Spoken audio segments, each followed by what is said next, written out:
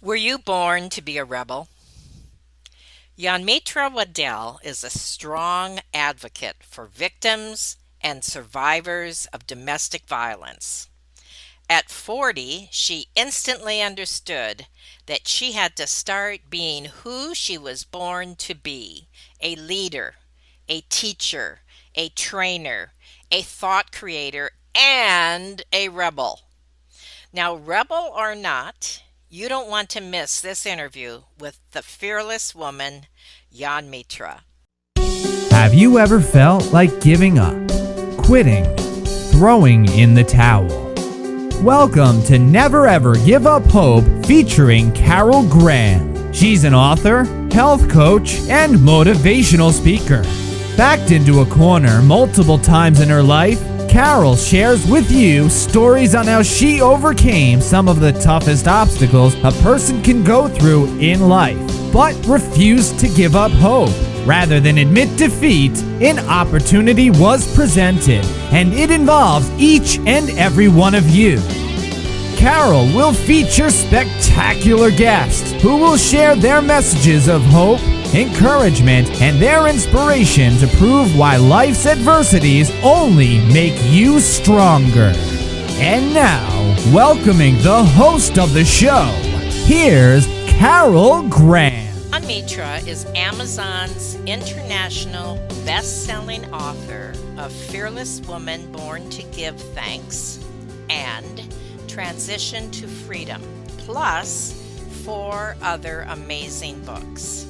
She has received Author of the Year award for 2 consecutive years and has had the opportunity to share the screen with the late actor Tommy Ford in the movie The Last Time. She is the founder of Be Fearless Inc., Waddell Consulting Services, and Bear Your Hair. She has an MBA in healthcare management and currently finishing her PhD. She is one incredibly busy and interesting lady. Welcome, Jan Mitra. Hey, Miss Carol, how you doing? I'm doing well. And you are going to be singing some of your words, I understand. Yes, it's a habit to sing song words. Oh, I love it. I absolutely love it. Okay, now being fearless is what you're all about, and we're going to get into that in depth. But this began when you decided to share your story with the world. And I personally know myself and hundreds of other people who have been in that same place where they had to step out and a lot of courage to share the story, which they a lot of times have kept buried for many years. And this is what you did. You stepped out, you had the courage to do it, and now we're asking you if you would please share some of your story there, especially the early years, with us. We all define it differently. And so I'll share my definition with you guys as well. And so part of my background, like growing up, I grew up in an abusive home. And so for 13 years, I saw my mother being abused. And Miss Carol, I was one of those kids that I swore. I was like, I'm never, ever going to be in a situation. I'm never going Mm, to have anybody do this to me. If anybody lays a hand on me, I'm going to hit them back or I'm going to hurt them because I'm never going to be like my mother ever. And I was mad at her because I was like, how can you put your kids in a situation where we are mm-hmm, protecting mm-hmm. from our father? Like that's a hard thing to concept to grasp at 5. Like, why am I pulling on my daddy's leg so he doesn't stab my mother, or he doesn't? She had broken legs, she had black eyes, and she did the traditional things where you call the police, and then when they get there, you change your mind and you don't. And finally, I remember having this conversation at 13. I think right at 12, right before I turned 13. Like, if you don't leave, I'm going to run away and I'm going to take my little sister with me. And I had, back in the day, you remember I had my first typewriter at 6, and they used to come in a case, and Mm-hmm, my mm-hmm. typewriter was my prized possession. And I remember taking my typewriter and hiding it in the back of my closet so nobody would find it. And I packed clothes for me and my sister because I was dead serious about leaving. Like if she was not going to leave, I was going to leave, and I was going to take my little sister with me. And I don't know, I was a kid, so I'm not sure what the conversation was, but maybe a month later, my grandfather showed up in the middle of the night while my father was at work and, helped us pack. I didn't need any help packing because all of my things were already packed. I grabbed like a few toys. All of my things are already packed. Like, Mom, I'm ready. And so, we moved to the next city to live with my grandfather. And we're from a small town, so the next city is literally 20 minutes away. But it was a different world because it was the country, and I lived in what they considered the city. So I went from city living, cables, and all the things to living in a country where he didn't believe in air conditioning. There was no cable. There was no, the highlight of your day was the mailman coming. And, you were 20 minutes from the closest anything. And so my life began to transition there. But I was definitely one of those people where I was a firm believer I was not going to live this life. Like there was no, how could women live this life? And I was not going to be the one who did that. And little did I know that, a few years later, I'd be married directly into that very thing. And why do you think you did that? Like in hindsight, do you think you were looking for somebody, which they often say girls of abusive fathers do? They look for what they knew to be their comfort zone, their reality. And that's such a hard question because I'm not sure. I will say it wasn't what I was looking for because, and then let me preface this. By the time I met my ex-husband, I was 25. My father had completely changed his life. And so we all had a great relationship. I forgave him. It was a lot of work that you don't realize you have to do. And so I had a great relationship with my father by the time I was 25. And then I was introduced to this man who he is the sweetest, nicest, most articulate person, most well dressed, can sing. He has sung for President Clinton in Carnegie Hall. Like he has done all the things. And none of that was present at the time. And so the first time he hit me, I was in total shock. But then the apologizing that came out, like, I'm sorry, I was just really scared that you were gonna leave me. And in my mind, it didn't click. And he was like, I'm so sorry. And I was like, okay, but you have to promise me you're never going to do this again. And I told him, I was like, because I don't date men who abuse women. That's not what I do. And I had a Mm, 5-year-old daughter at the time. And I was like, I don't do this. He was like, I wouldn't expect you to. You're raising a daughter, it's not fair to her. And then we went on about our way. And my daughter, in all of her genius at 5, said, Mom, please don't marry him. He's not a nice man. And I'm like, oh, he is a nice man. You don't know what you're talking about at 5. wow, And little did I know that, kids know way more that's than we right. ever will know. Yep. There came a time, though, that you chose to leave him, and you had a Yeah, 3 month old, preemie, yeah, you had a 7 year old, oh, and yeah. he cleaned out your checking account, he cleaned out your savings account, and you found yourself in a shelter. So take us a little bit down that road and share with us what happened. We were married 2 years. And when we got married, he decided that, I come from a very close knit family. And so I saw my mother and my aunts and my sisters every single day. We normally had dinner together. We talked on the phone all day. And so he felt like I was too close to my family. So he packed us up and moved us 340 miles away to the other side of the state. And so for 2 years, Miss Carol, I didn't see my family. Most of my time was spent locked up in a room. If he let me go to work, I only worked when he told me I could. Um, and so the abuse started there from eating once a day, using the bathroom once a day.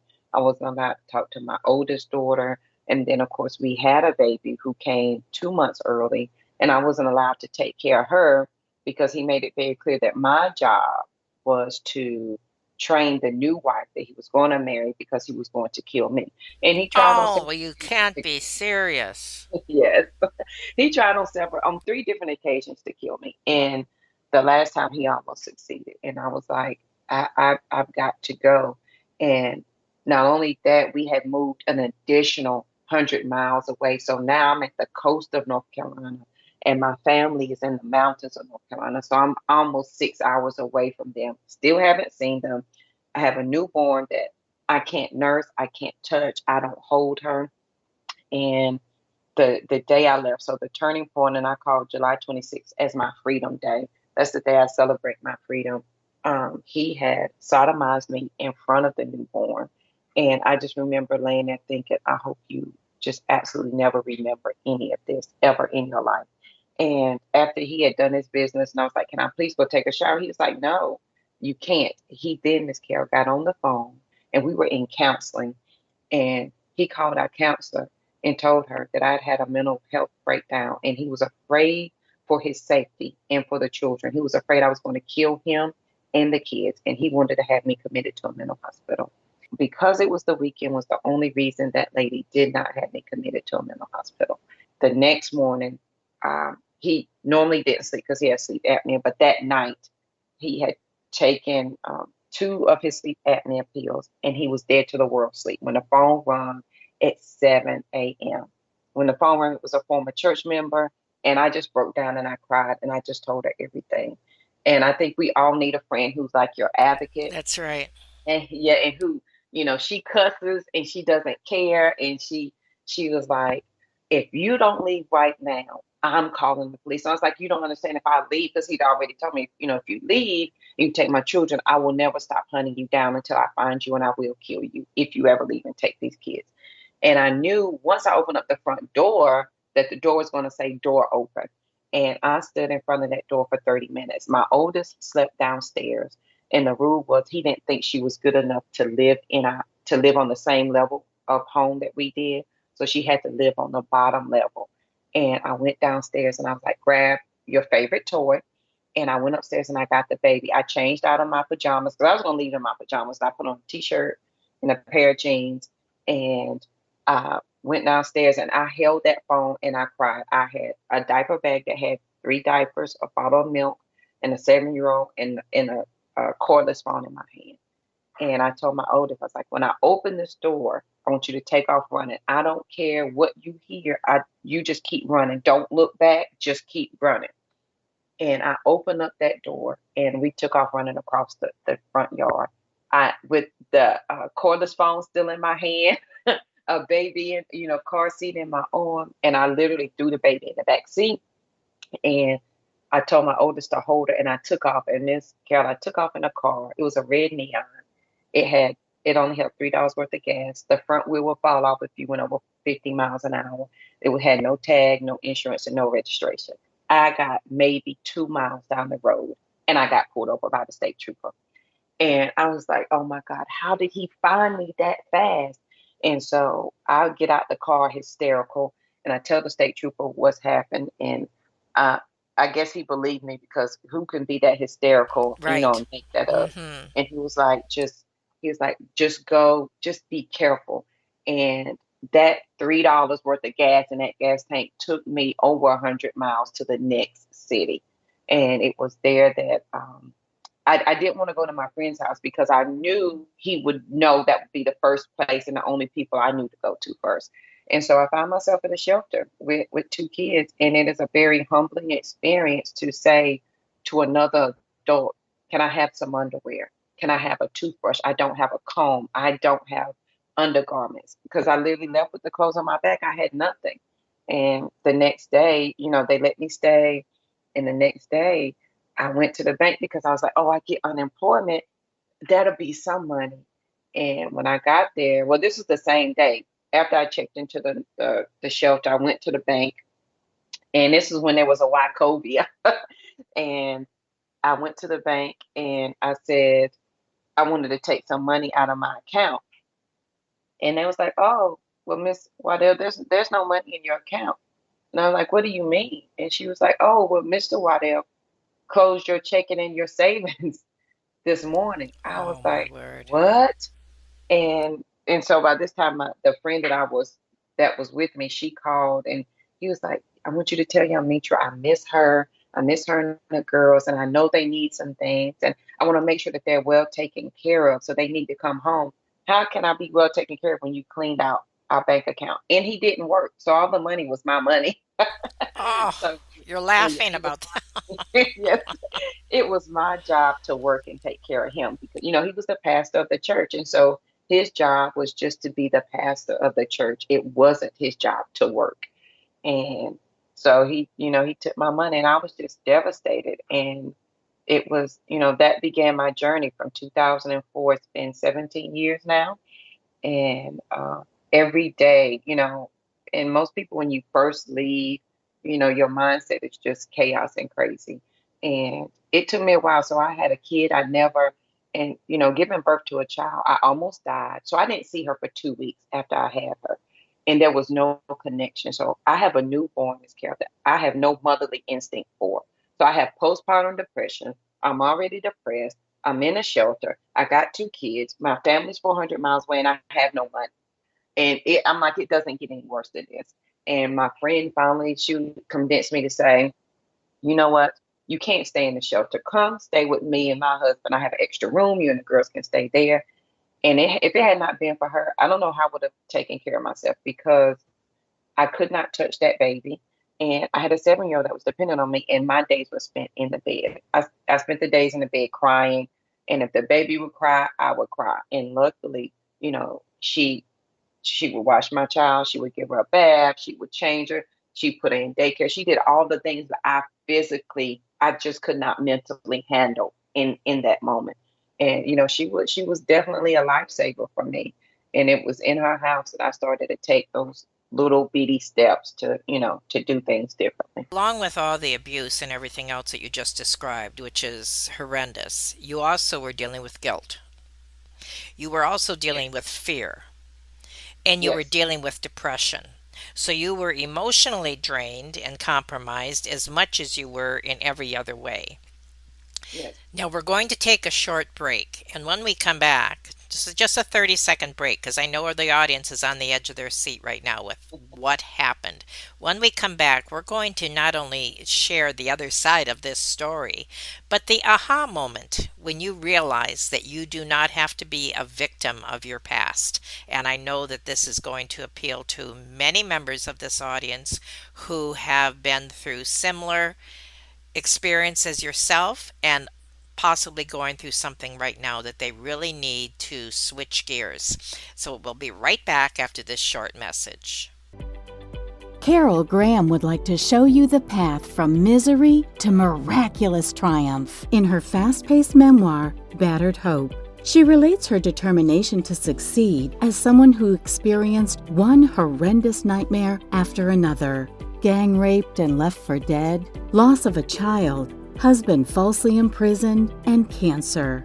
Nothing could break her tenacity or faith. No matter what you face, heartache, loss, suffering, or injustice, Carol will illustrate how she became a victor the same way you can. The secret is to never, ever give up hope. Order your copy at Amazon or batteredhope.blogspot.com. Has just shared this phenomenal story of how she went through such an abusive situation, a hopeless situation.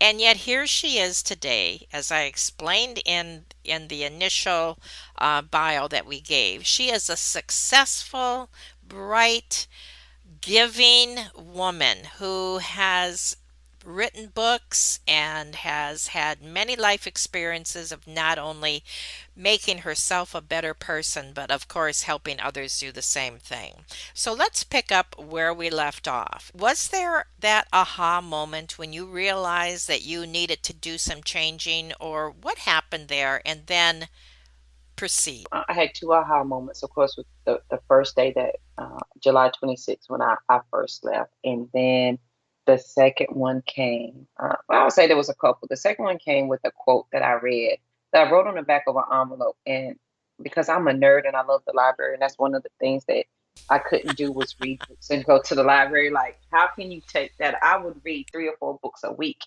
And I'm the type of nerd that I'll have to smell the pages. Like, I love the books. And so the first place I asked to go was to the library, and she took me there. And I have no idea what book this was, but I opened it up, and there was this quote by John Wooden that says, Don't let what you cannot do interfere with what you can do. I wrote that on the back of my envelope. I have no idea why. And I just knew it was in my purse.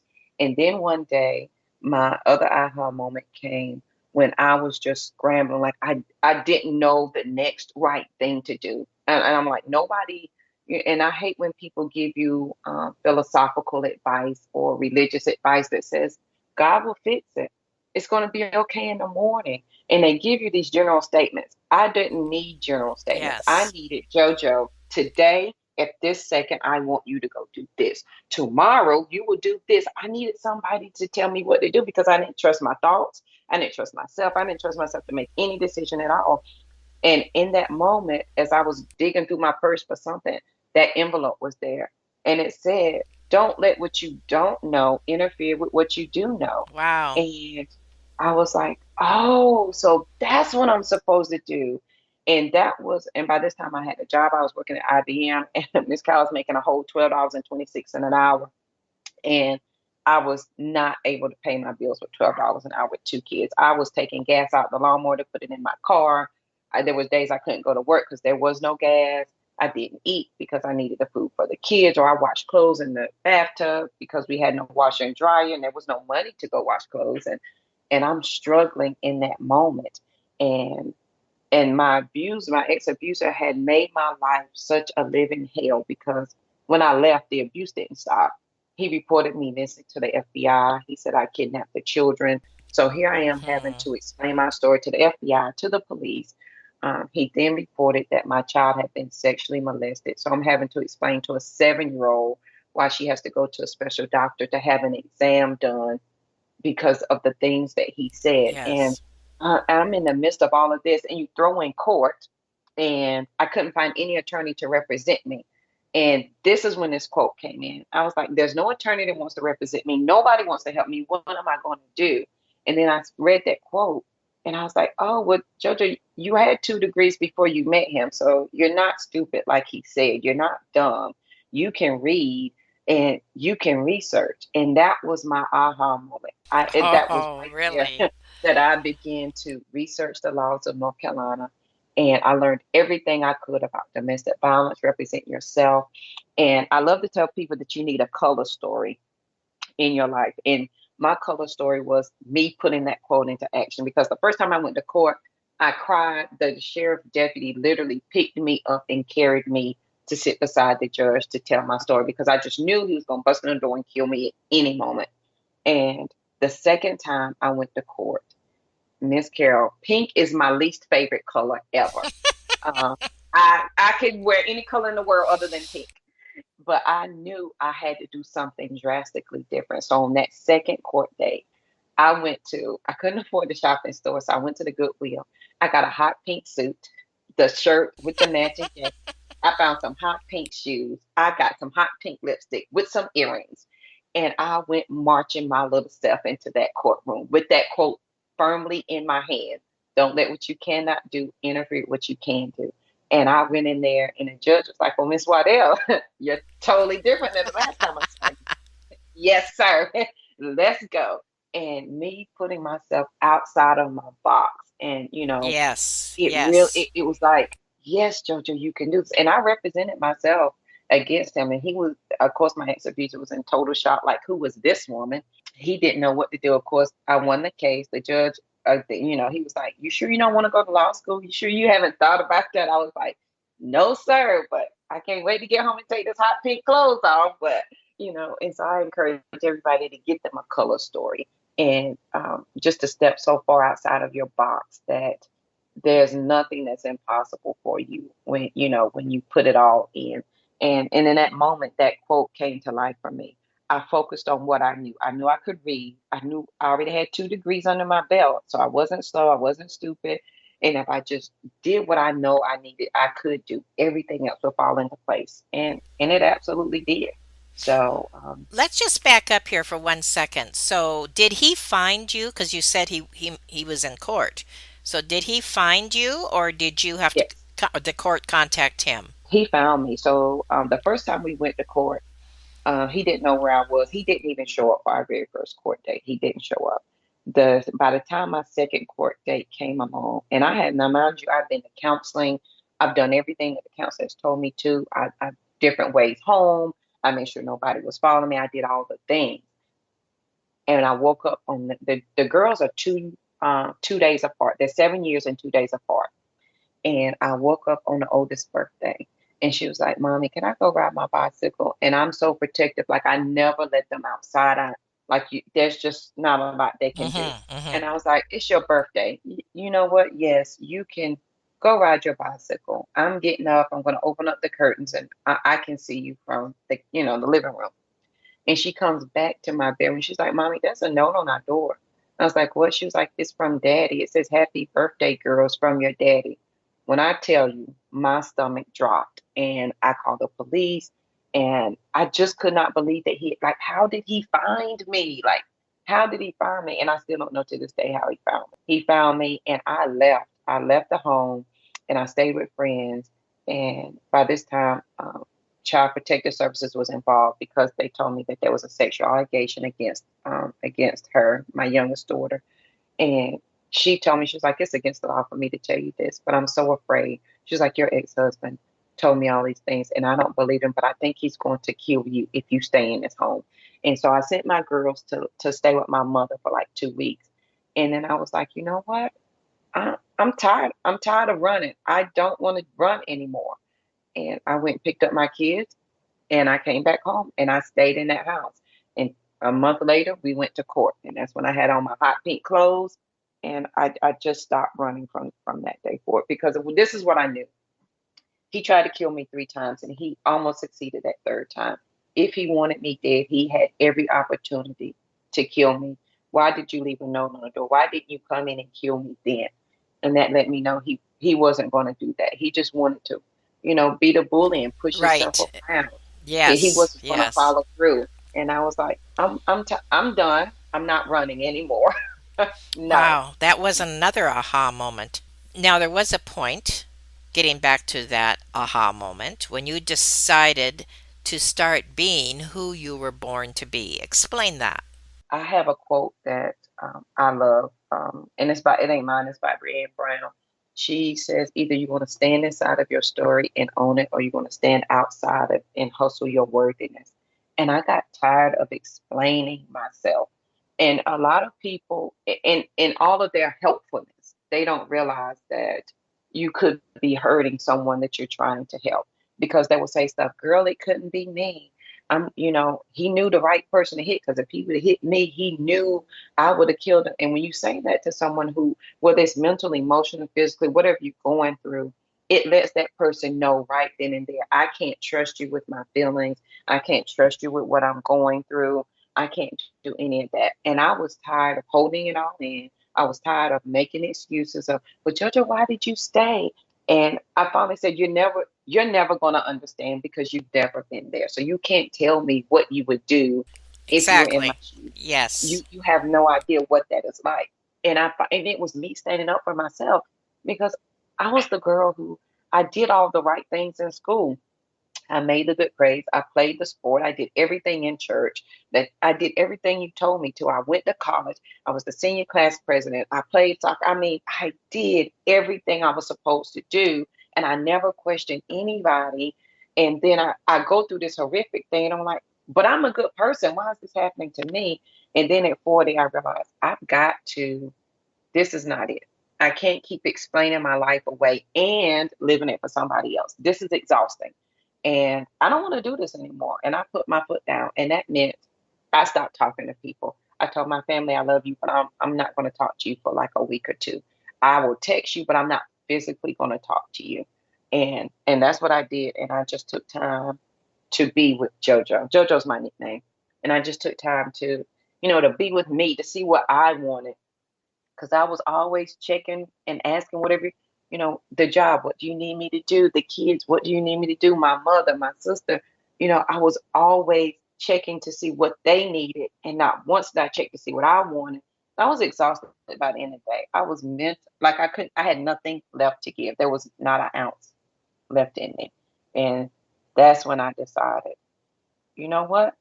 I'm about to rewrite all of this story. I don't know what the end's gonna look like, but I'm rewriting the story, and it's gonna start today. So obviously, this is what you're recommending to people to do as well. So now take us to the next step and share how we can stop apologizing for who we are perceived to be. And there had to be that another aha moment when you realized that you could help other people in this. Yeah. Share that, please.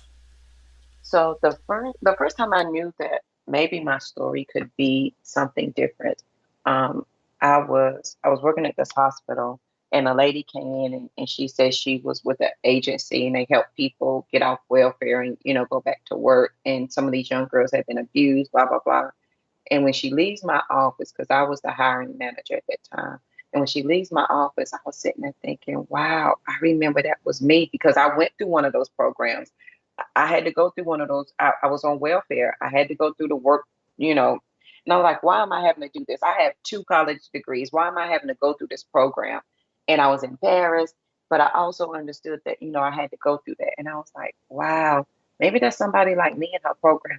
And I promise you, Miss Carol, I got up and I took off running down the hallway. And I had to run through two floors to get to the front of the hospital to stop her before she got to the parking deck. And her name was Miss Catherine. I was like, Miss Catherine, I said, you know what? I would love to come and talk to those young ladies. I was like, I've been in that position, and I would just love to come and just Hmm, share my story. wonderful. And I've never shared my story in my life. And then when I show up that day, I called out of work sick, showed up that day to talk to these young ladies. I shared my story, and I was so nervous and scared. And it wasn't until after I left there and a little girl reached out. I call her a little girl. She was like 20, 21. She was like, had you not came and told that story that day? And she was like, you wasn't dressed up like normal people were. You wearing jeans and a t-shirt and you talked just like me. You told and explained how I'm feeling. She was like, I would have stayed with my abuser. I would have not known that it doesn't matter how hard it is. I Wow. can do something different. And that was when I cried all the way home. I was like, okay, so now I know that whether I like this or not, I've got to share this story. It happened for a reason, whether I want to say it did or it didn't. I'm in this position for a reason, and I've got to use my voice Now to. let's fast forward to what you're doing now as an advocate for victims, of course, but also your books and your speaking engagements and everything. What do you have that you are contributing that people can tap into to change their lives and their mindsets? So now I'm trademarked as the only live past crazy specialist because who better to tell you how to live past crazy than somebody who's been knee deep in crazy. And so I talk to and then I tell people that your crazy doesn't have to look like my crazy. Like you don't have to have all the drama that I have. Of Your course, of crazy could course. be, you just have the kids and you have the husband and the job and you just have all the things. And how do you even start? Like what is when you're between a rock and a hard place and you can't drop anything? Like you can't stop moving forward because everything will drop, and you can't stop because everything will drop. What do you do on that day? Like when it's so crazy, you just don't know what to do. And so I have 5 keys to live past crazy. And number one is to be quiet, because we are always going and you're always figuring it out and having an answer for everybody but you. And so number one is to be quiet, lock yourself in a bathroom. That's my favorite place to be. Lock yourself in a bathroom and you stay there and just be quiet. No phone, no book, no nothing, and allow you to talk to you and to reintroduce yourself to yourself. And you Hmm. just be quiet, and in that being quiet space, you will find that there's somebody there that's been talking to you for a very long time. You just didn't trust it because you made bad decisions or you've been in a haste to make decisions. But if you just allow that person, and I'm a firm believer that, I call it your knower. It has always been calling your attention, but or every day, and people say, well, Jojo, I'm not you. I can't do this. This is hard. And they said, I'm not powerful. I like to tell people this is how powerful you are. You are so powerful that every morning you get up, you tell God, I refuse to believe that you have anything good in my life.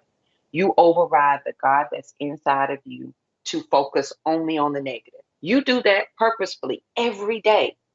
Every day you use your power to say, I can't do this. I'm not smart. I'm not good looking. I'm fat. You use all of your power to give everything negative power in your life. You use that every day. So just imagine if you just took some of that power and redirected it to the Right. positive instead of the negative. Because you're always arguing for your limitations. Every day you argue for your limitations. Like I can't do that. And you try to convince other people. And that's how powerful you are. And so between the books and the speaking, we talk about how to live past crazy, the new rules to the new you.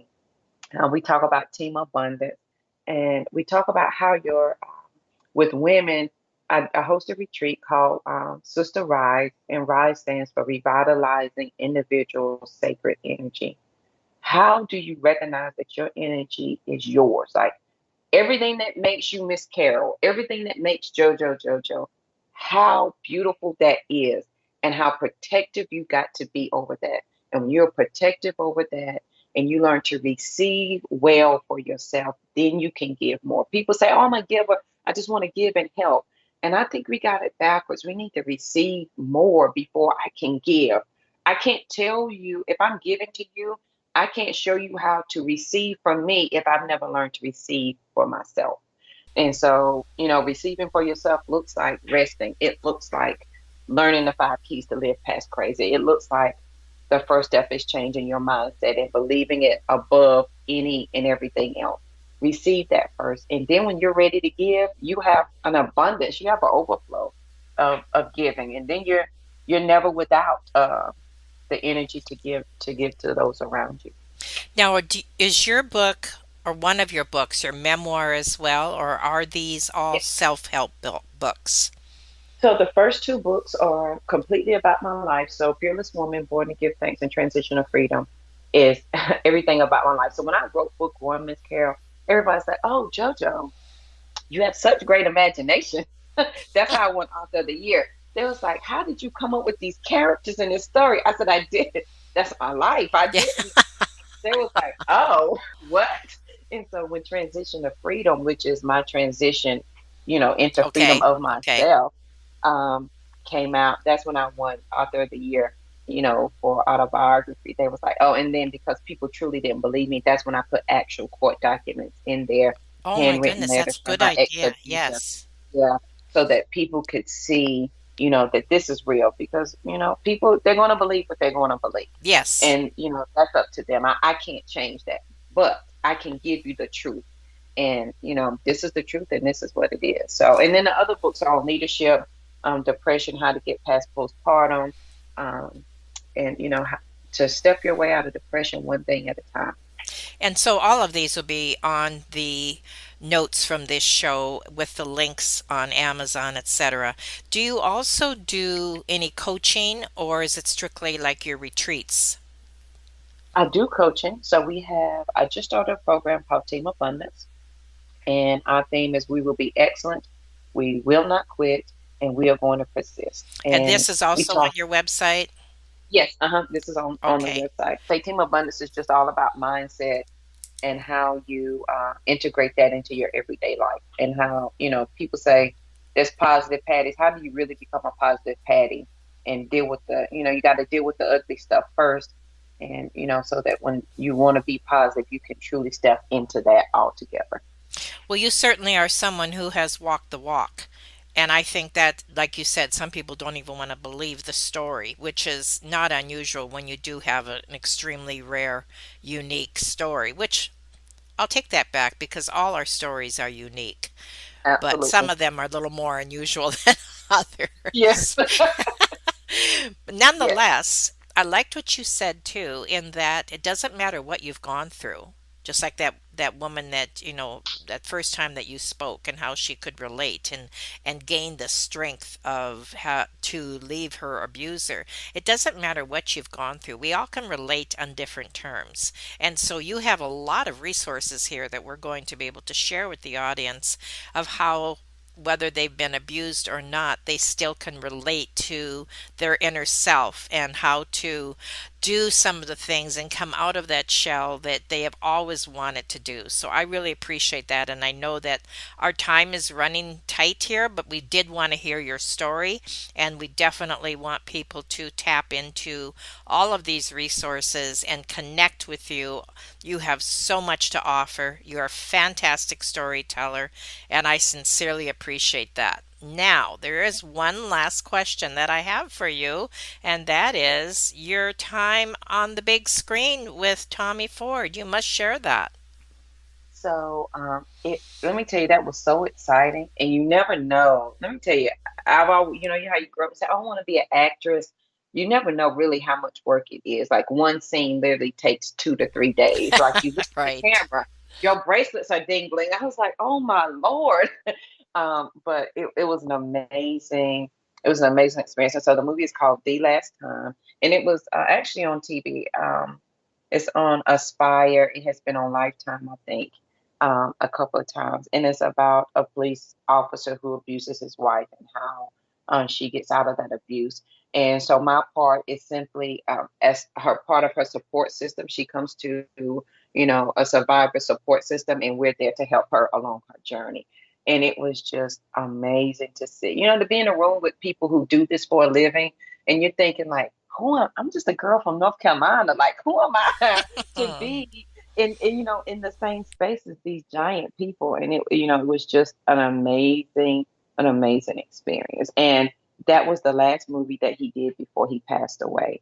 And so, just that you had opportunity to work with somebody, it was just great. And I appreciate every moment of it. Well, that just kind of came full circle for you, didn't it? Yes. Well, thank you so much, Jan Mitra, for being on Never Ever Give Up Hope. You certainly should be the poster child, the poster girl for the show because, because no matter what abuse you were taking, you never gave up. And now you are using your past to help someone else with their future. And that's what this show is all about, standing and understanding what you had gone through so you can help someone else. And I really appreciate that. And I thank you so much for being on Never Ever Give Up Hope. Thank you, Miss Carol. I appreciate it. I had a great time. You had some great questions. So thank you so very much. I enjoyed it. Thank you for listening to Never Ever Give Up Hope, featuring Carol Graham. Did you know that most people succeed because they are determined to? Quitting was never an option. Carol loves your comments and will respond to each one. So please subscribe and review this podcast. A rating of 5 stars would be outstanding and appreciated. Remember, if you are still here, there is always hope.